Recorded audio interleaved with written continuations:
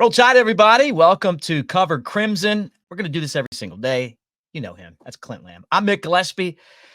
So much to get into, man. And I don't want to talk about the downer that Bama's number 5 in both polls now. I mean, like, it's a slap in the face of the Crimson Tide. No, I'm just kidding. I think it's still respectful. But what a weekend in Tuscaloosa. I mean, the first scrimmage under DeBoer on Saturday, fan day on Sunday. You get a good look at the offensive line. You get the receivers. We know Milroe, what he does, backup quarterbacks, man. What for a football fan, and I know that the team's off today, that's like a smorgasbord of activity. Yeah, it was interesting that fan day directly followed a scrimmage. And so you're like, okay, on the way over to Tuscaloosa, I was kind of wondering, okay, what exactly are we going to get today? I mean, are they going to be in shells? They were in full pads, and it was a pretty standard practice, but they did hold a lot of guys out. And I do want that to be noted right here from the beginning, because we'll be talking about some guys who are maybe running with the first team. We're going to be talking about some guys who are held out, and that affects everything. To me, this felt very much like a establishing depth type of practice, because you're holding out a lot of those guys who got a lot of work. DeBoer talked about 100 plus plays. I think 80 of them were between the first and second team guys. So a lot of the first team guys, or first and second team guys, were kind of held out, and we got to see a lot of the second, third teamers, but you still got to see plenty of starters as well for fan day. So I thought there was a lot to take away from it. I found a ton of value in it. Like, you had pretty much Justice Haynes was the only running back who was consistently working throughout the entire practice. Richard Young did some stuff, but then he stopped. And so, you got walk-on running backs, and then you got Justice Haynes. But then you got guys like Ron Williams and Cole Adams and Jeremy Bernard working with the first team offense. And then you see Kendrick Law and Kobe Prentice and Emmanuel Henderson working with the second team offense. Right. And so you're like, okay, what does that mean? Like, there was just so many different angles that you can kind of take it. One thing I did learn is that DeBoer definitely is trying to establish depth. He's mixing, he's matching. You might see a practice clip of, a certain player covering another player, or maybe a certain player who's on the field with what seems like all the starters. So you're like, okay, is he starting? And then, come to find out, it's just they're mixing and matching guys right now, trying to establish that depth. So keep that in mind. But Mick, it was a really interesting weekend between what we heard from the scrimmage and what we saw on fan day. Yeah, I'm just so enamored by this offensive line, man. I just feel like this is the strongest unit that Alabama's going to have. I love having Parker Brailsford at center. I'm a super fan, I'm just going to tell you right now, of Tyler Booker, partly because I just enjoy his work when he was on the next round last year. He's a smart guy. He's an Alabama guy. And then I love the fact that this guy was like, hey, when everybody else was, I still feel like maybe some of the coaches influenced all those guys transferring. Maybe I'm wrong, but I don't think I am. Out of the defense. The offense, though, there's a couple guys that left, but he was one of the guys that was like, look, I'm not going anywhere. I wanted to play here since I was a little kid. He put the picture up with him and Saban, and he's like a little guy. I love this guy, and I love this offensive line. Coach Cap, the energy that he brings, you can win championships on a great offensive line.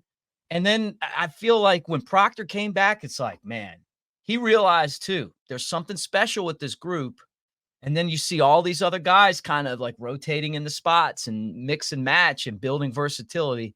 And I felt like that this weekend was a great example of that. Mick, yeah, you must be mistaken. Tyler Booker can't be super passionate about the University of Alabama because he's not an in-state guy. He's from Connecticut. He played a lot of his high school football at IMG Academy down in Florida. There's no love for the University of Alabama.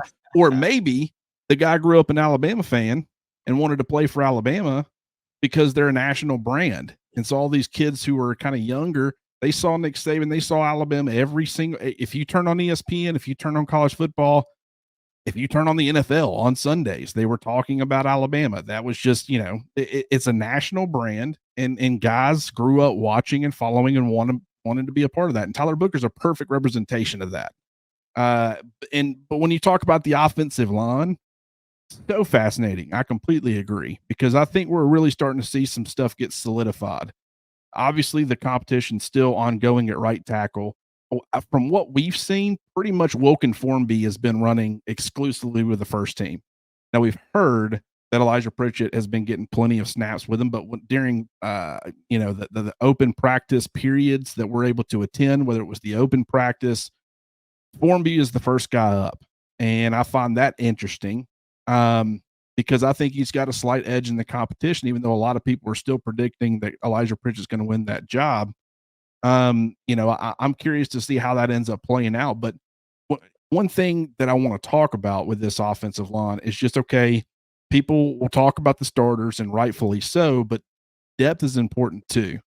And so, there's this misconception that like your swing tackle has to be your number 3 guy. And if your left tackle goes down, he comes in at left tackle. If your right tackle goes down, he comes in at right tackle.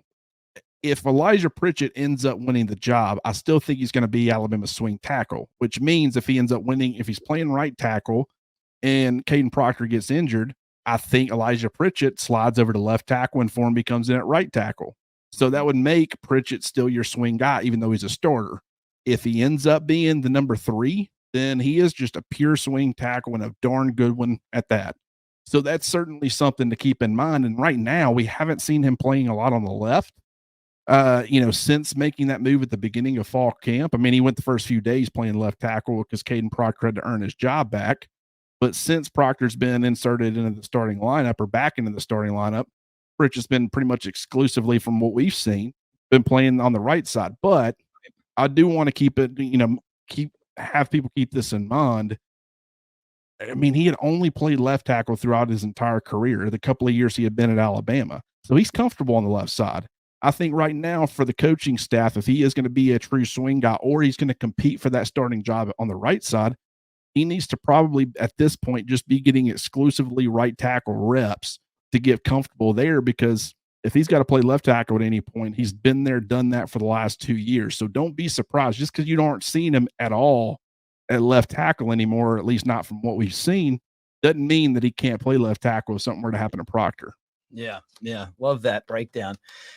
Position group that you kind of got to look at on Sunday, and then what you heard through Saturday's scrimmage that you're most excited about. You can't take my offensive line.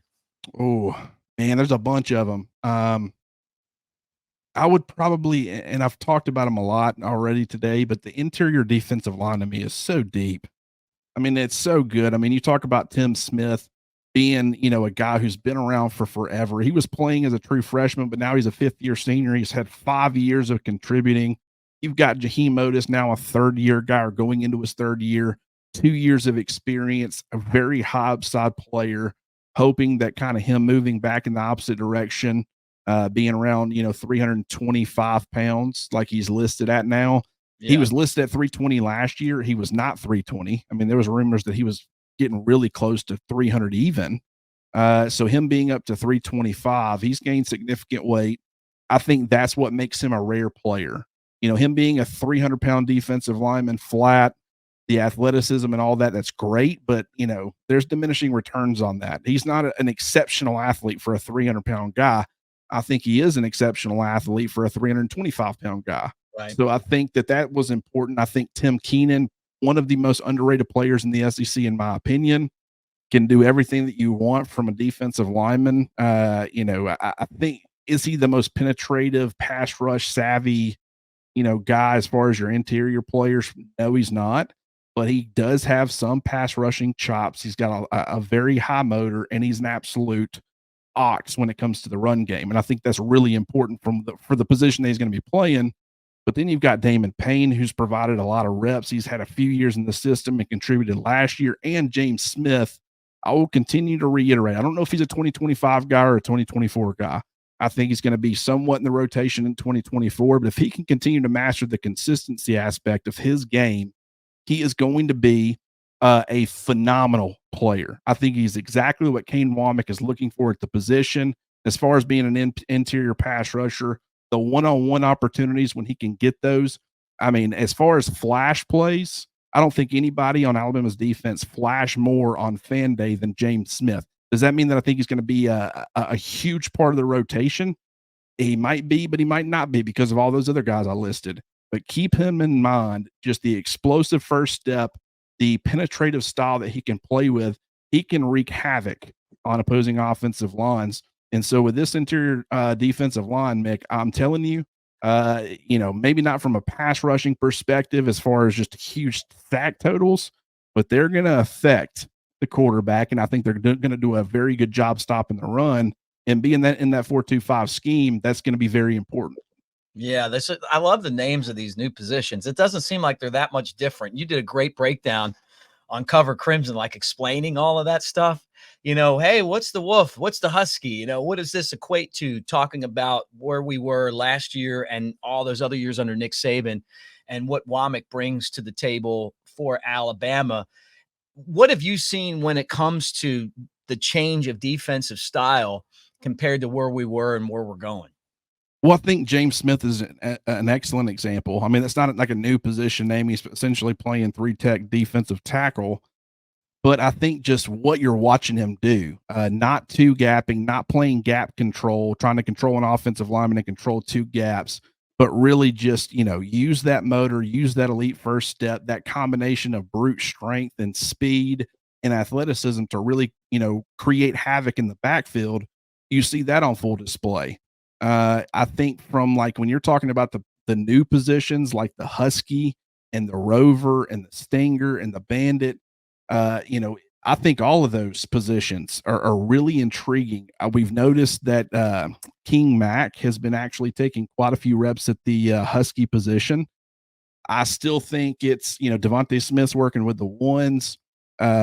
Yesterday, when they substituted in the twos, King Mack came in, not Red Morgan. But then when the ones went back out there, Red Morgan had replaced Devontae Smith there at Husky. And so it's like, okay, he's actually the one that's still in that competition. And I do think he's going to end up seeing quite a bit of action as a first year player.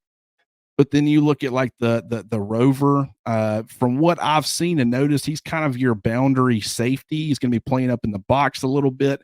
But because, if you're running a 2-by-2 set, two receivers to each side, and you motion, your Rover to that two receiver side is going to back off and play that single high, while your free safety to the play side or the field side is going to roll down and cover that receiver. So he's, Keon Sabb has been manning that Rover role from what I've seen.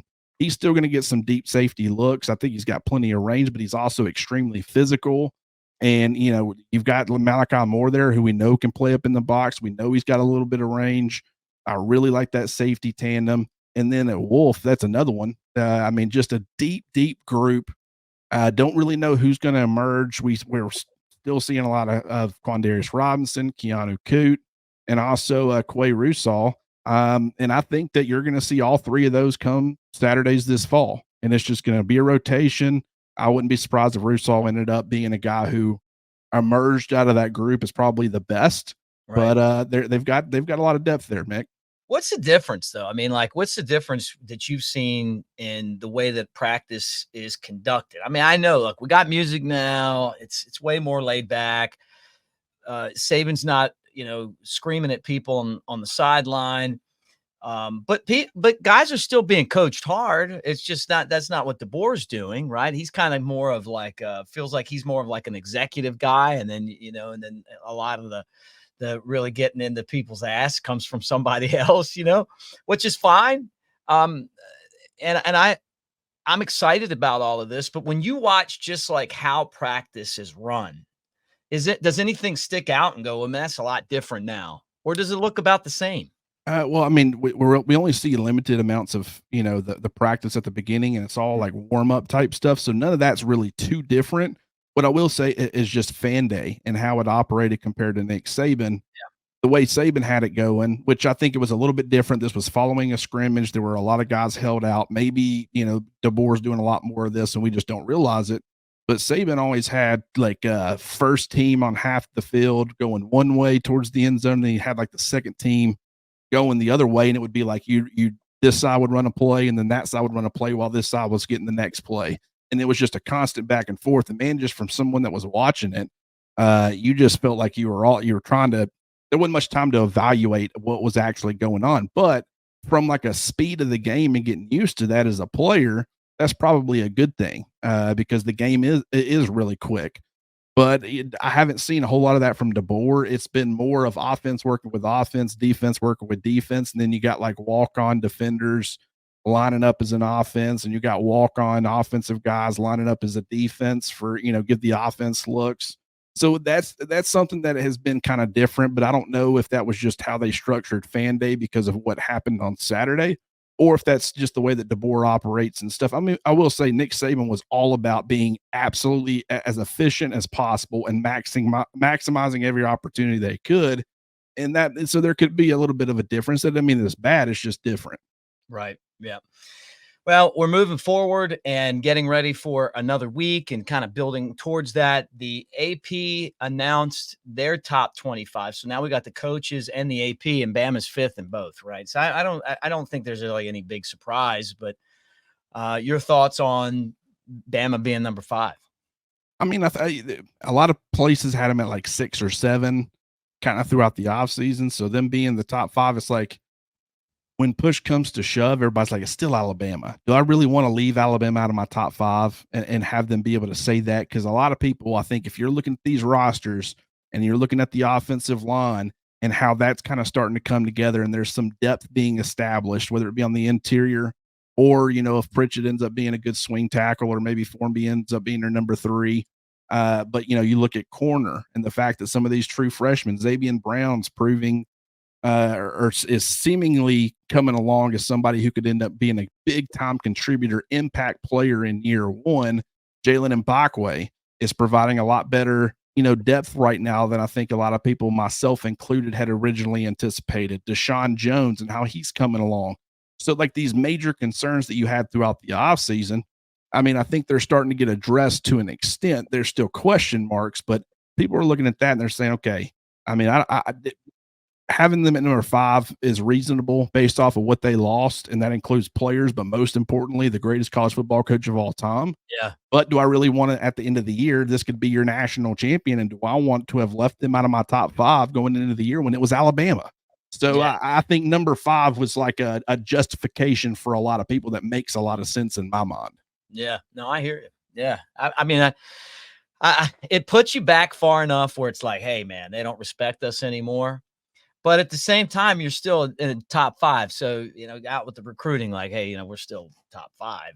It's still Alabama, man. I mean, like, I think it's funny that there's so many people out there that are just praying that Alabama takes a step back. Mick, I get on Twitter every day and you see it. And there's justifications for everything. If Alabama's still recruiting well, what's because they're paying players. And Yeah. then, it's because Nick Saban's still recruiting behind the scenes. There's a lot of excuses. And I understand that. And my mind works that way too. You try to figure out, okay, what's the justification? What makes sense? Trying to establish the why, as to why something's happening. The problem is, for other fan bases, if you reach the conclusion, maybe Kalen DeBoer is a pretty damn good recruiter. Maybe the Alabama brand is carrying a lot more weight than just, Alabama had to have Nick Saban to carry that kind of weight. Maybe that's just how they're perceived now. If you admit that as an opposing fan base, what are you admitting? You're admitting that Alabama might not be going anywhere for a very long time. And that's concerning. So everybody wants it to be over. They want Alabama to kind of fade. Everybody knows they're not going anywhere to the extent of, they're going to go be pre-Nick Saban Alabama. But people are hoping that they kind of fall to being, a borderline top 10 program, but not the elite of the elite. And I think Alabama's a lot closer to staying where they've been than they are, falling to the, being number 10 or outside the top 10. Yeah. Yeah. It's exciting, man. I mean, to think about, we're less than 3 Saturdays now from kickoff.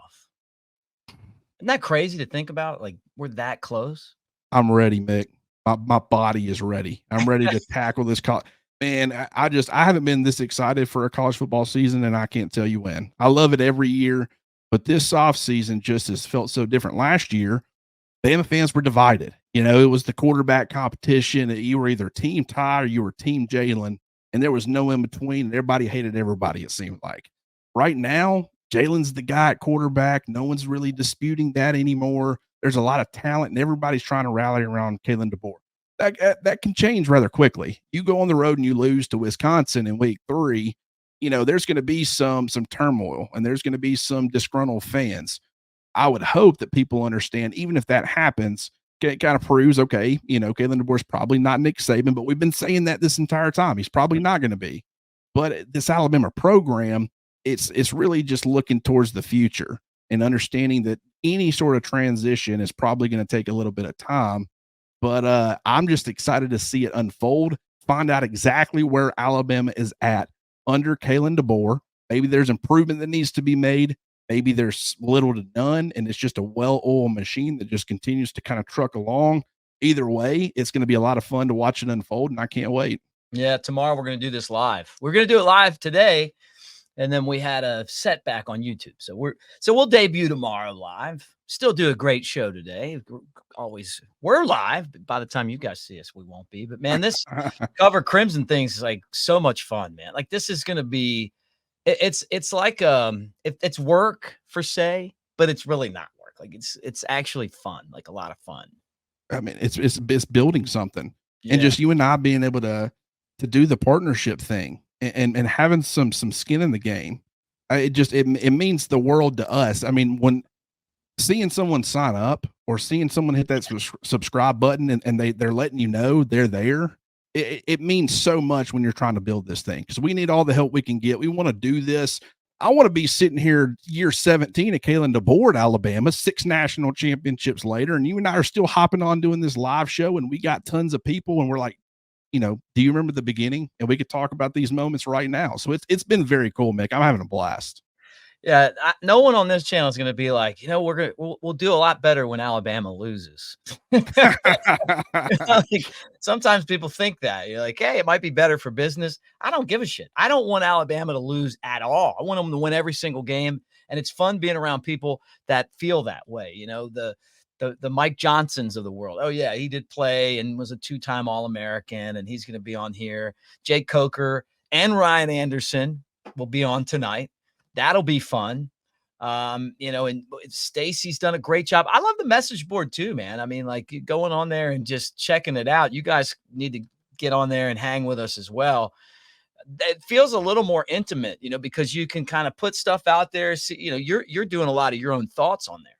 Oh yeah. And one thing about it, if you ask me a question, I've never tried to just answer a question with like, okay, what's the first thing that comes to mind off the top of my head? Even if I know what my answer would be, and I already am confident in that answer, I want to go do some research and give you some examples and provide some things, provide some insight to where you understand it. And you kind of, a lot of times when people ask questions, I want to give them the resources to be able to kind of look into this stuff themselves. And I want people to be as passionate about it as I am, and I know Alabama fans are, so it's quite easy. But yeah, I mean, we're sharing a ton of stuff over there. There's actually a Q&A going on right now. Stacy started it. I told him I would be more than happy to contribute. If someone asks a question, you can get multiple inputs, multiple answers from multiple different people. And that's what we're trying to do right now, is just provide everybody. If you got a question, you want to know something, we want to be your resource for that, and we're going to do everything in our power to make sure you're getting the best and most accurate information. Yeah, that's it, man. And we're going to be on there every day. Every day. We're going to be on here every day, and we got a bunch of great shows coming up. I mean, putting this thing together, this is why I wanted to come over here, is because of all the great people that you get to team up with. I think we talked about that on Saturday, but it really is exciting when you and I start talking and we're like, hey, what about this or what about that? And it's like, God, it'd be really fun to get on there and hear what this guy has to say, or, have a show at least once a week with this person where we just kind of get different perspectives on what's going to happen this season. And we'll have all that on the message board. And I know there's a lot of options out there with other places you can go, but we want you guys here, and we want this to be a place where there's a lot of interaction and you're having a good time and you're learning a lot about Alabama. Clint knows Alabama better than anybody I know, which is, I know a lot of people. I learned something when I'm hanging out with you. So that's likewise. fun. It's Fun, man. we share in the passion of it, and that's all it. I can't tell you how many things I've learned from subscribers in the past, and Yeah. just talking to other people. If I talk to you, man, it's never like a teacher student type of situation. To me, it's just people learning from each other and different angles. I can't tell you how many times I've walked away from conversations and been like, man, just a phenomenal point, and it gets you thinking, and then you start running down a road on that line of thinking, and you discover things, and you can take it back to that person. It's just that's what I love about it. And the Alabama fan base, I know there's a lot of other fan bases out there that are the same way, Mhm. but from my personal experience, I know Alabama fans are that way, where you can hold these conversations. They're passionate, they want to know, and just great to conversate with. And so when we talked about doing this video thing and having it's going to be live, a lot of the times we're going to have pre-recorded stuff too, but that live chat's so valuable. Always appreciate that. We'll probably end up having some kind of call-in thing at some point. You're the Yeah. expert on that stuff, but I would admit, think that was going to be a part of it. But then the message board aspect of it, it kind of, you can go in there and drop a question if you don't want to have your voice on, something, or I need a little bit of time to go research, make sure I'm giving you the best, answer available. Kind of the message board provides that. And so that's exactly what we're aiming to do, get both aspects of it. And we just, anybody that's along for the ride, we appreciate them. Hey guys, roll tide. We'll talk to you guys again tomorrow.